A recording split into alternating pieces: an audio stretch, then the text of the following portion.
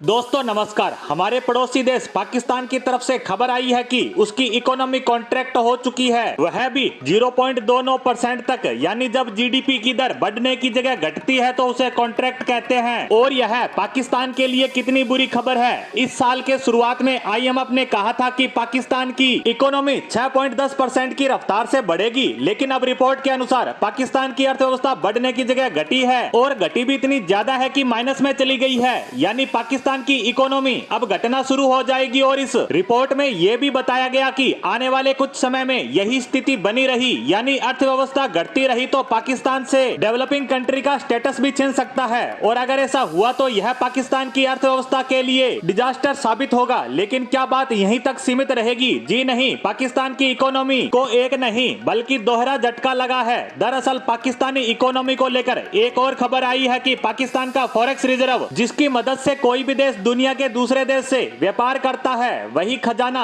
घटते घटते अब केवल $6 बिलियन पर आ पहुंचा। और इसे पाकिस्तान के लिए क्रिटिकल लेवल बताया जा रहा है। इसने वहां की इकोनॉमी में रेड अलर्ट दे दिया है। $6 बिलियन पाकिस्तान जैसे बड़े देश के लिए हद से भी ज्यादा कम है, क्योंकि पाकिस्तान की जनसंख्या 23 करोड़ के करीब है और पाकिस्तान में मैन्युफैक्चरिंग के नाम पर कुछ नहीं होता। यहाँ तक कि ज्यादातर खाने पीने की चीजें भी विदेशों से इंपोर्ट होती है। ऐसे में तेल, खाने पीने की चीजें, दवाइयाँ, जरूरत का रोजमर्रा का सामान दूसरे देशों से खरीदना पड़ता है, और उसकी पेमेंट इन्हें डॉलर में करनी पड़ती है, क्योंकि इनकी खुद की करेंसी यानी पाकिस्तानी रुपया गिरते गिरते अमेरिकी डॉलर के मुकाबले 300 के करीब जा पहुंचा है। और उसे दुनिया का कोई भी देश एक्सेप्ट करने को तैयार नहीं है, क्योंकि पाकिस्तान की हालत ऐसी है कि उसका रुपया 300 से बढ़कर 400, 500 या 1000 प्रति डॉलर तक कभी भी जा सकता है, और फिर इसकी कोई वैल्यू नहीं रहेगी। इसी कारण अगर कोई भी देश पाकिस्तान को सामान बेच रहा है तो या तो वह उधार दे रहा है या उसे डॉलर देने के बदले सामान मिल रहा है। और आपको जानकारी होगी ही कि पाकिस्तान का एग्रीकल्चर और मैन्युफैक्चरिंग की हालत क्या है, और उसे देखते हुए 23 करोड़ जनसंख्या के लिए इनके पास कम से कम 60 से 70 बिलियन डॉलर फॉरेक्स रिजर्व होना चाहिए। लेकिन इनके पास मात्र $6 बिलियन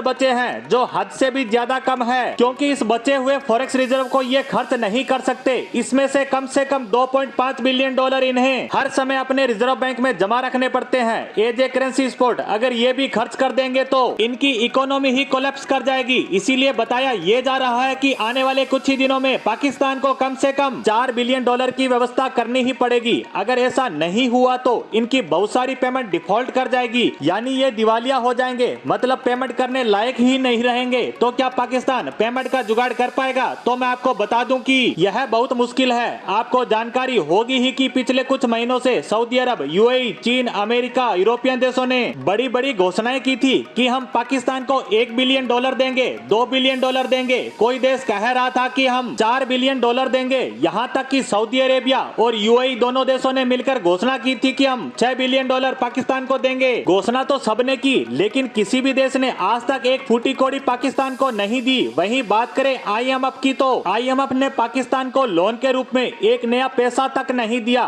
उल्टा उनसे ऐसे काम करवा डाले जिससे उनकी इकोनॉमी ग्रो करने की जगह कोलैप्स कर चुकी है और लगातार घटती ही जा रही है। पाकिस्तान की इस बदतर हालात पर हमारी आज की पोस्ट को यहीं विराम देते हैं। धन्यवाद।